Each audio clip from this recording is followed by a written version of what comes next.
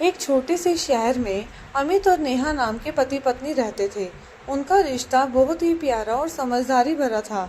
अमित एक मेहनती व्यक्ति था और नेहा एक कुशल गृहिणी। नेहा जब भी अमित से घर खर्च या अपनी किसी ज़रूरत के लिए पैसे मांगती थी, अमित बिना कोई सवाल किए, बिना किसी झिझक के उसे पूरे पैसे दे देता था। वह कभी पूछता भी नहीं था कि नेहा इन पैसों का क्या करेगी, और ना ही नेहा को कभी हिसाब देना पड़ता था। एक दिन अमित और उसका पुराना दोस्त राहुल एक चाय की दुकान पर बैठे बातें कर रहे थे।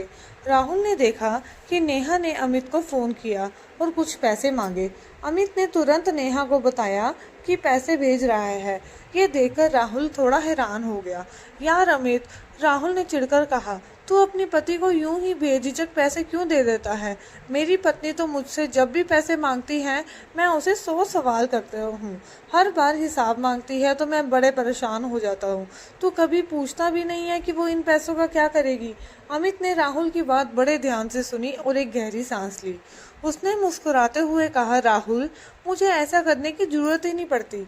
राहुल की अमित का जवाब समझ नहीं आया। उसने पूछा, क्या मतलब? अमित ने अपनी चाय का घूंट लिया और बड़े शांत पर आत्मविश्वास भरे अंदाज में जवाब दिया। उसके जवाब ने राहुल को ही नहीं बल्कि पास बैठे कुछ लोगों को भी हैरान कर दिया, जो उनकी बातें सुन रहे थे। देख राहुल, अमित ने कहा, जब भी मुझे ज़रूरत पड़ती है, जब मैं किसी मुश्किल में होता हूँ, तो मेरा परिवार, मेरे दोस्त, कोई मेरे काम नहीं आता। उस वक्त जो मुझे सहारा देती है, पैसे देती है, वो सिर्फ़ और सिर्फ मेरी पत्नी नेहा है। अमित की आवाज़ में दृढ़ता थी।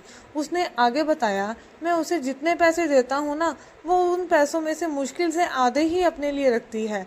बाकी के आधे पैसे वो बचाकर मेरे लिए रखती है। हमारा ये भरोसा एक बार नहीं, कई बार आजमाया गया है। उसने अपनी आंखें नम करते हुए एक पुरानी बात याद की। एक बार की बात है, मेरा बिजनेस एकदम से ठप हो गया था। मार्केट में मंदी आ गई और मेरी कमाई ज़ीरो हो गई। मैं बहुत ही परेशान था। मुझे समझ ही नहीं आ रहा था कि घर का किराया, बच्चों की स्कूल फीस, राशन कहाँ से आएगा। मैं नेहा को बताने से भी डर रहा था, क्योंकि मुझे लगा वह भी हिम्मत हार जाएगी। एक रात मैं बहुत उदास बैठा था। नेहा मेरे पास आई। उसने मेरे कंधे पर हाथ रखा और पूछा, क्या हुआ है अमित, तुम इतने परेशान क्यों हो? मैंने उसे सारी बात बताई। मैंने कहा, मेरा बिजनेस बहुत घाटा हो गया है, अब क्या होगा? अमित ने गहरी सांस ली। नेहा ने मेरी तरफ देखा, मुस्कुराई और बोली, तुम टेंशन मत लो। तुम्हें लगता है मैंने सिर्फ अपने लिए पैसे बचाए हैं? मेरे पास इतने पैसे हैं कि जिससे हम कम से कम 6 महीने का राशन और घर खर्च आराम से चला सकते हैं। तुम बस हिम्मत मत हारो। हम मिलकर कोई ना कोई नया रास्ता ढूंढेंगे। और ऐसा ही हुआ। राहुल, नेहा ने उन पैसों से हमारा घर चलाया। मैंने उसी हिम्मत से नया काम शुरू किया और मैं आज फिर से अपने पैरों पर खड़ा हूँ। वो कभी मुझे महसूस ही नहीं करने देती कि मैं उससे पैसे ले रहा हूँ। वो बस चुपचाप मेरी मदद करती है, क्योंकि वो जानती है कि मैं उसके भरोसे पर कभी खरा उतरूँगा। हमारा रिश्ता पैसों के लेन देन से बहुत ऊपर है। ये विश्वास का रिश्ता है, जहाँ हम एक दूसरे की ताकत है, कमज़ोरी नहीं। अमित की बातों को सुनकर राहुल और वहाँ बैठे सभी लोग सन्न रह गए। राहुल को अपनी सोच पर शर्मिंदगी महसूस हुई। उसने कभी सोचा भी नहीं था कि एक ऐसा रिश्ता इतना गहरा और भरोसेमंद हो सकता है।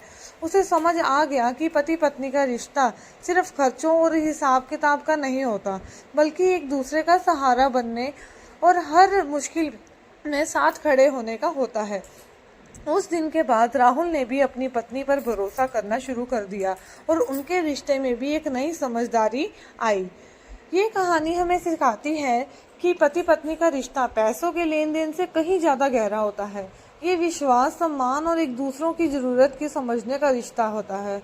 जब आप अपने साथी पर भरोसा करते हैं और उसे सम्मान देते हैं, तो वे आपकी सबसे बड़ी ताकत बन जाते हैं और हर मुश्किल में आपके साथ खड़े रहते हैं।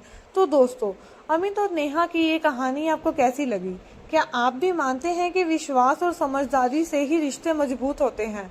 अपनी राय हमें कमेंट सेक्शन में ज़रूर बताएं।